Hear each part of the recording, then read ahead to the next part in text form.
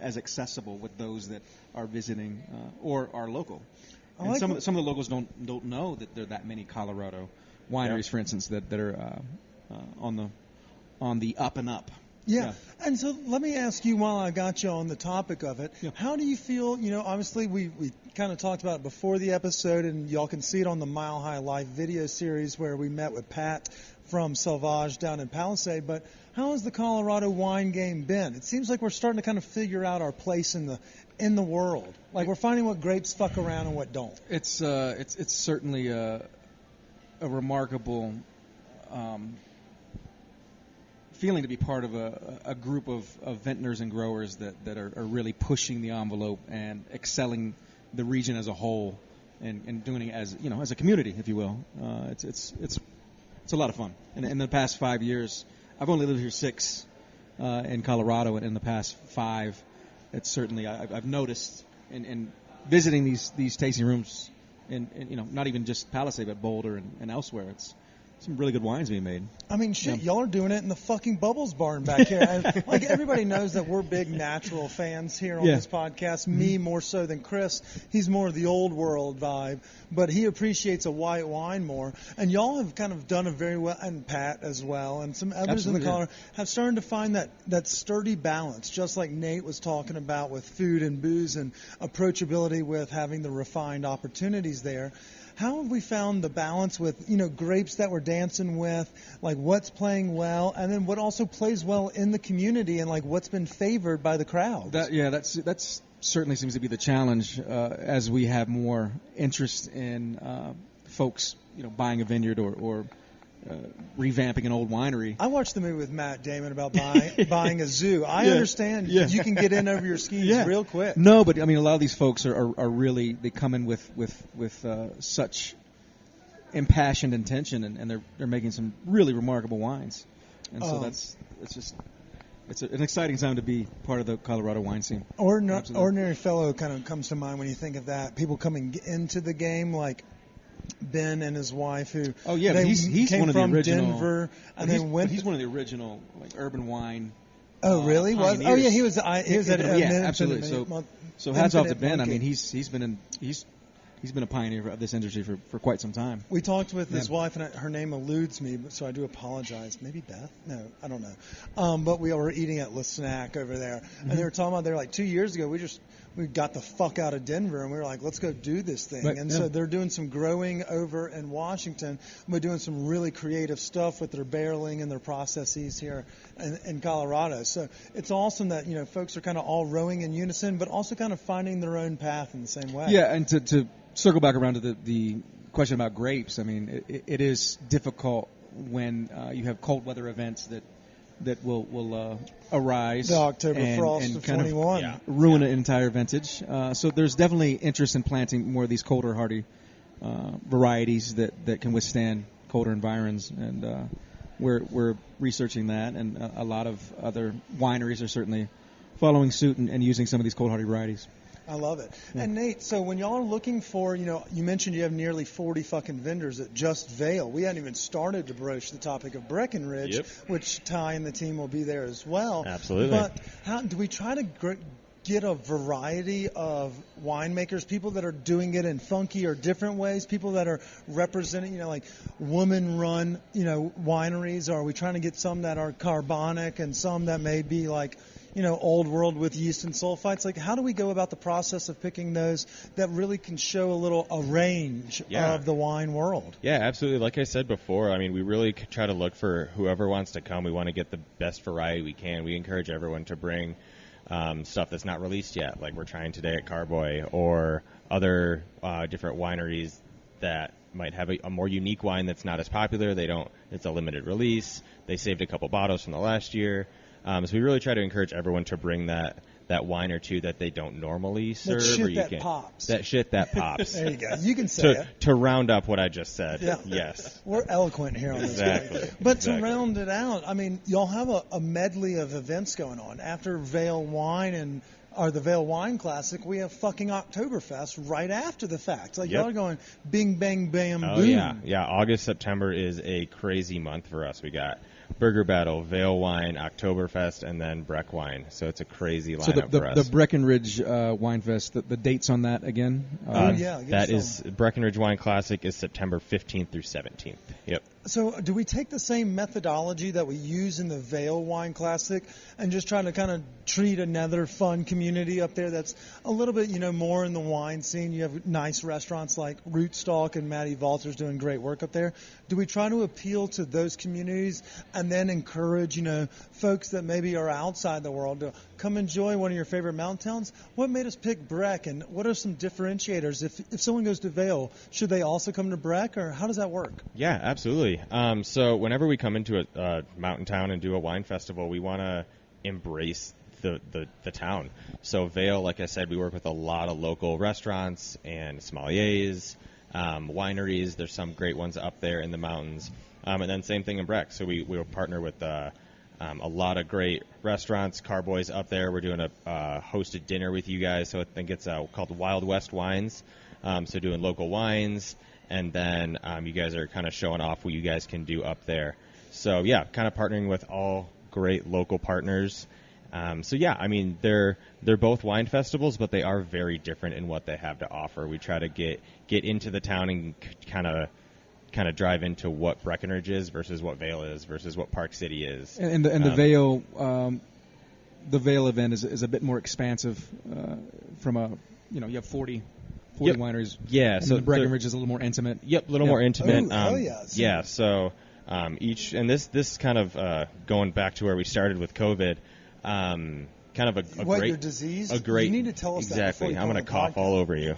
No. Well, that's why we have Chris. He's our shield. So a great thing that came out of that is we kind of changed the model of how we do wine festivals. So it used to just be one massive event with 1,200 people, and it was packed and it was great and it was a party, but you didn't really get that one-on-one experience with the winemaker or with the rep. So now we broke it up into 2 days, 4 different sessions, so it's a much smaller group, much more intimate event, and you can come to all of them, you can go to one of them. So it's a much more intimate event. You really get that experience. You get to learn about the wine. You're not just pounding wine down the road trying to get as drunk as you can. I mean, if that's what you want to do, feel free, but you can also have a great conversation with the winemaker and learn about their experience. So when you say there's sessions, the ticket grants you access to all the sessions or just a specific session? Just a specific session. So you can, so it's on the website, yep. So you can buy as one or all the events that you want. So I believe for Breckenridge we have 2 sessions on Friday and 2 sessions on Saturday for the grand tasting. So that's our biggest event with all the wineries there. And media gets all access, right? Most media, yeah. That's Most fucked media. up, Nate. I saw how you did that. That's so fucked up. Well, fun fact, Chris and I will both be there. I believe Mile High Life is actually a sponsor for Vail. Yeah, we're looking forward to having you. So we're going to do a GoPro on the chest for that one. But I want to kind of circle back to something that I think, we try to channel this in our dinner series, and I think it's maybe missed on a lot of folks, was the intimacy of being able to, converse with the winemakers. You kind of get more of an educational opportunity. Absolutely. But there's still the opportunity to get blackout drunk. Trust me, watch me. But that's how Ty and I became able to become better friends, was we would go to these events, and while some of them would be more packed, we weren't able to hang out or talk because you were pouring and talking to other folks in brief fashion as they wait. The intimate session lets you kind of learn more about the people that are behind the wines. Exactly, we've done a podcast, but we haven't done a podcast with 26 fucking vendors. Right. Yep. And so I want to ask you, what do you like about doing the intimate more? Does it give you the opportunity to kind of relate or learn what end consumers, or what tickles your fancy about, obviously, Carboy doing these? What tickles your fancy about doing the smaller ones as well? Right. When it's sessioned out like that, I think it's an opportunity it's less rushed, and it provides more of an opportunity to. It's less robotic. You're not just trying to convey a brief message and repeating an elevator that. pitch to everybody. Yeah, precisely. And so you have and dialogue. You 100%. Legitimate parties interested in your product, and it's an opportunity to have a dialogue. What wines do you like? Oh, you should try this. It's more of a. Yeah, I enjoy that setting much more than when it's just a bum rush of. Everyone's coming in at GA hours. They're all enjoyable because you're still getting your product in people's mouths, but Gullet. it's Yeah, But we found it's a lot more enjoyable for the patrons and the winemakers. Precisely, yeah. It's less rushed. They can learn about the wine, and you can actually explain what you're doing. You're not just throwing a Pinot, here's a Cab, here's a, go, throwing it into glasses and they're walking away. That's not the goal. We want people to learn about wines. We want people to find their favorite winery and then go buy it and have a great life. Yeah, it's not like a Vegas nightclub. It's more like a, Tennessee speakeasy. Yeah. Okay, I like that. Yeah. That's well played, good sir. Okay, so we have 3 guys here that are all operating from 3 different facets of an event series. You'll be pouring, you're putting it on, and I'm going to be the guy that's walking around in his underwear at the end of the last session. So let's talk a little bit about it. Chris, who, rest in peace, he has COVID, he recently did the WeldWorks Invitational, the beer tasting up in Greeley. Obviously, everyone knows WeldWorks has fantastic fucking beer, and they also bring in folks from around the country that are doing crazy shit. What he said was that there's a methodology to which session you pick. Like, which session, let's say if somebody only has the cash for doing, let's say they're doing a day trip or maybe a one-nighter, what's the day or what's the session y'all would recommend from y'all's vantage point that'll be the best bang for the buck? And then I'll tell everybody the real answer at the end.